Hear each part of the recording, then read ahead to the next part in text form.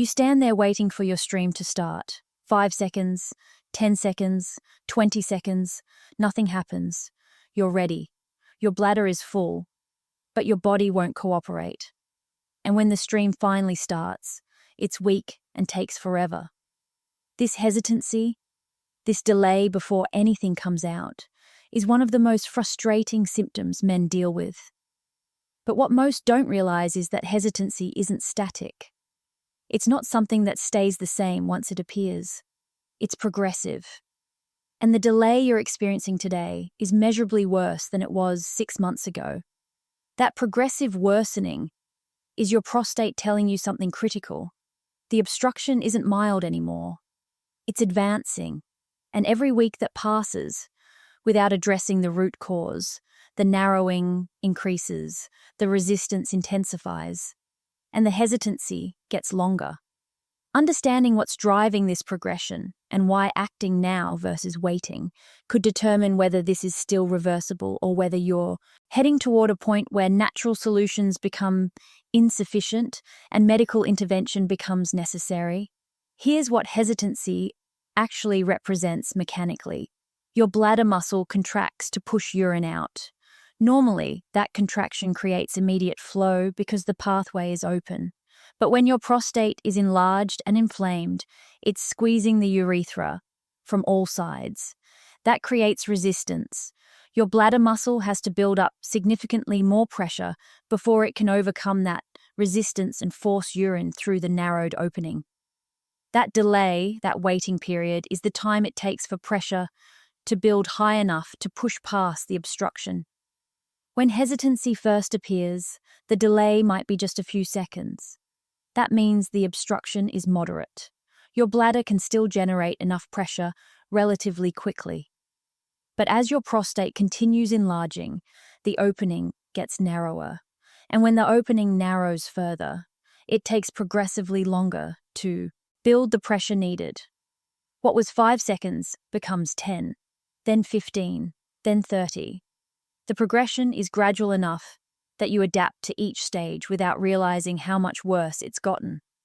But there's a second factor that makes this progression accelerate over time. When your bladder has to work harder constantly to push against resistance, the muscle itself changes.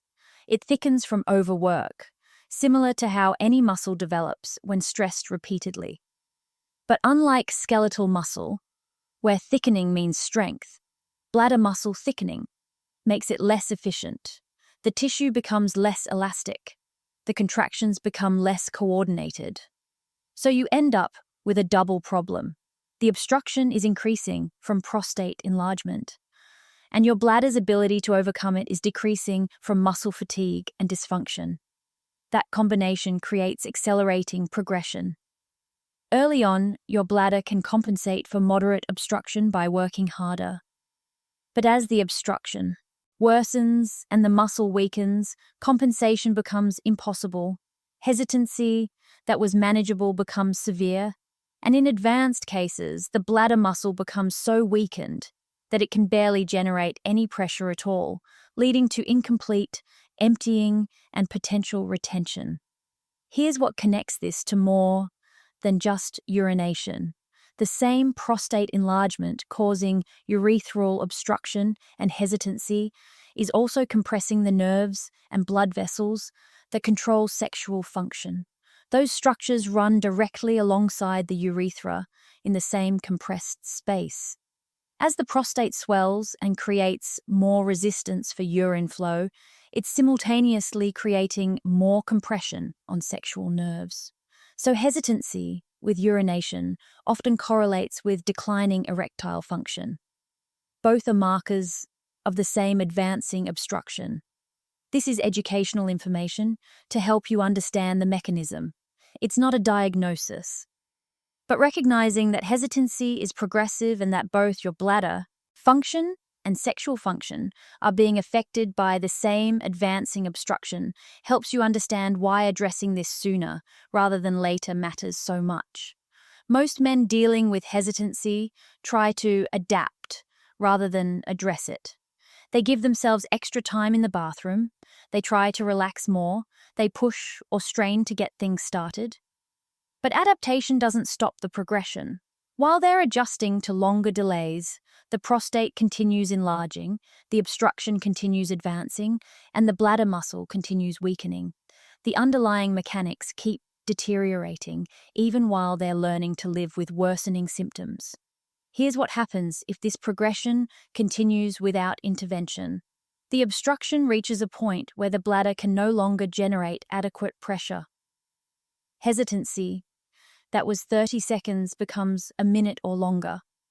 In some cases, men stand there unable to start at all, without significant straining or positional changes.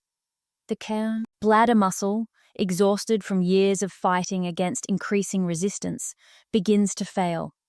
And when it fails, you're no longer dealing with just hesitancy. You're dealing with retention, incomplete emptying, and potential need for medical procedures. Urologists see this trajectory constantly. Men present with severe retention requiring catheterization or surgical intervention. But when they discuss the history, hesitancy started years earlier. That was the early warning that obstruction was becoming significant.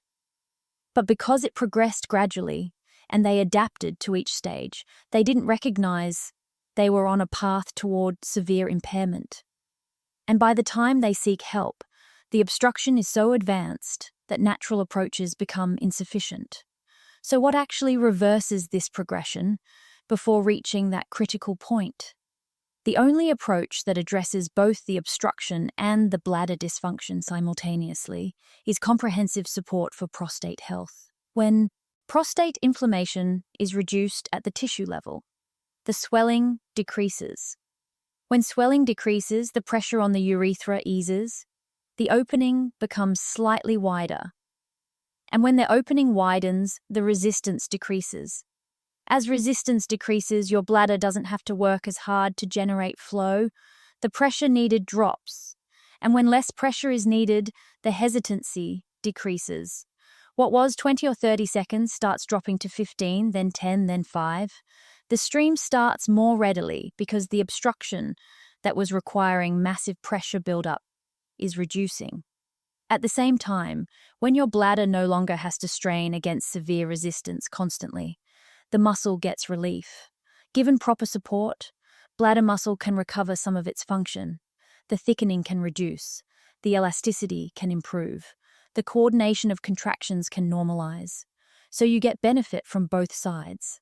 The obstruction decreases, and the bladder's ability to overcome remaining obstruction improves. This requires a complete multi-targeted approach. Compounds that reduce inflammation in prostate tissue so swelling decreases. Ingredients that improve circulation throughout the pelvic region. Support for hormonal balance to slow prostate growth. Antioxidants that help tissue recover. And components that specifically support bladder muscle health. When all of these work together, you're addressing both the obstruction and the organ trying to overcome it. Results follow a clear pattern. Most men notice hesitancy starting to decrease around week 4 to 6. The delay before stream starts shortens noticeably. By week 8 to 12, many report hesitancy has reduced to just a few seconds or disappeared entirely. The improvement continues as both prostate swelling and bladder function continue recovering. Expectations need to be realistic. This is reversing mechanical obstruction and muscle dysfunction that developed over months or years. It takes time. Results vary based on severity and how long the progression has been occurring. But the pattern is consistent. Address the prostate comprehensively while supporting bladder function, and hesitancy typically improves substantially. The alternative is allowing this progression to continue. And once you reach the point where the bladder muscle has failed, or the obstruction is so severe that natural approaches can't address it, your options become medical procedures. Some are minimally invasive, some are surgical. But all carry risks and potential complications that could have been avoided by addressing the issue earlier.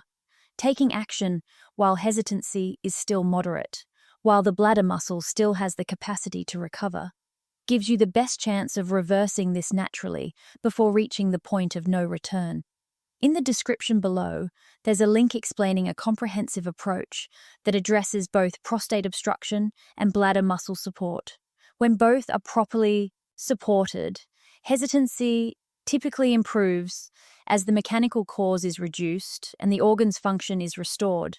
If you're dealing with hesitancy that's been getting progressively worse, that link explains what can actually interrupt the progression.